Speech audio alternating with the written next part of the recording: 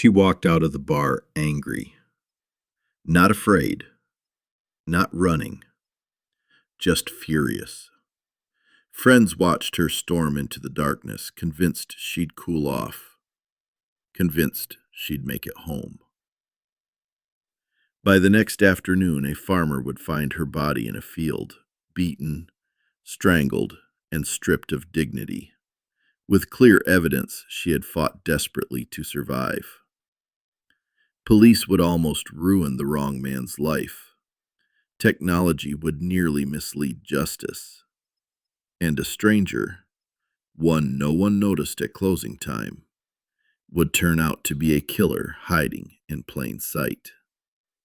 This is the murder of Nicole VanderHeyden, and this is Unsaid Case Files.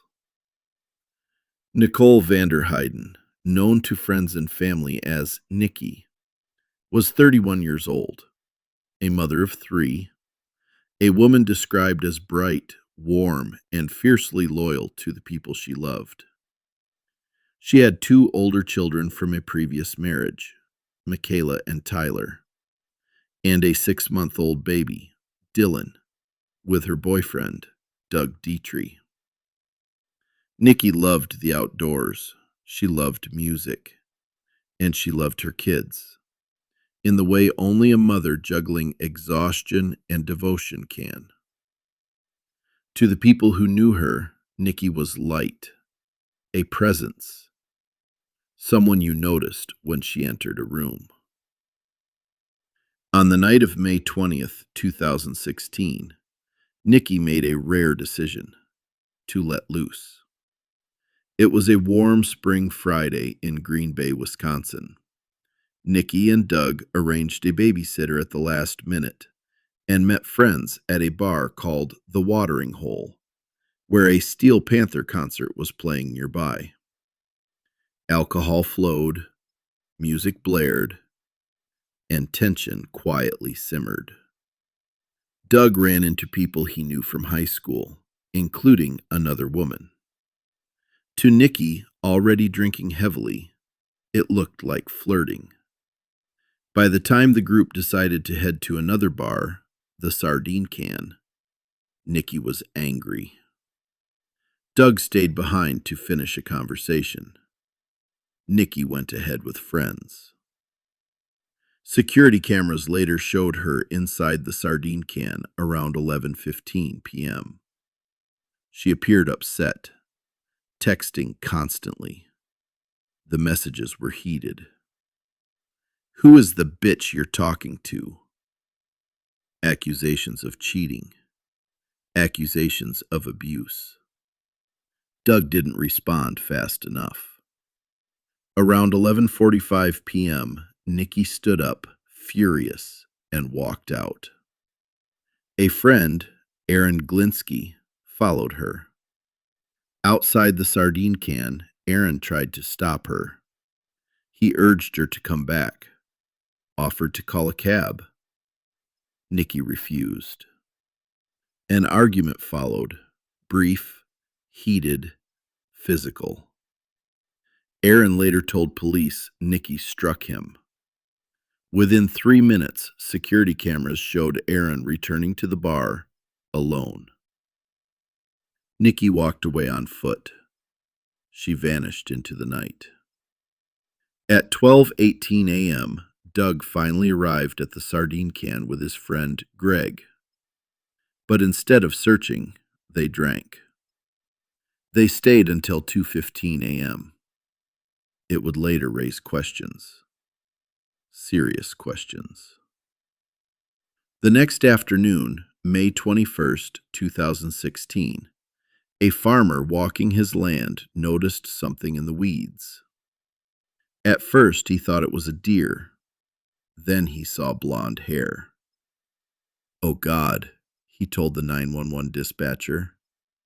"We just found a human body." The woman was naked, except for socks and a pink club wristband. Her injuries were horrific: blunt force trauma, strangulation, broken fingernails, signs of a violent struggle. She had fought for her life. Police didn't know who she was until 4:30 p.m. That's when Doug Dietrie called to report Nikki missing. Deputies went straight to the couple's home. Doug looked hungover. His story raised red flags. Blood was found in the garage. Blood and dirt inside Nikki's car. A shoe that appeared to match a print found on Nikki's back. Then neighbors reported something worse. Blood on the curb. Clumps of blonde hair. Pieces of a phone charging cord, later identified as the murder weapon. Police arrested Doug. They were convinced until the evidence started collapsing. Crime lab results shocked investigators. The blood in the garage wasn't human. It came from a butchered turkey. The blood in Nikki's car belonged to one of her children. Doug's car never moved that night. And then there was the Fitbit. Doug had been wearing it. Between 2:45 a.m. and 6:30 a.m., it recorded 12 steps, bathroom trips, checking on the baby. Nothing else. Doug was released after 18 days in jail. Police were back at zero. DNA from Nikki's socks finally produced a hit. George Stephen Birch, a man with no connection to Nikki. Phone data told the story Birch never could. He was at Richard Cranium's, a bar near the sardine can. Then Nikki's house. Then the field. Then the roadside where her clothes were dumped. Then home. Every step, every minute. At trial, Birch testified. He claimed consensual sex, a gun, a mysterious attacker. He blamed Doug. The jury didn't believe him.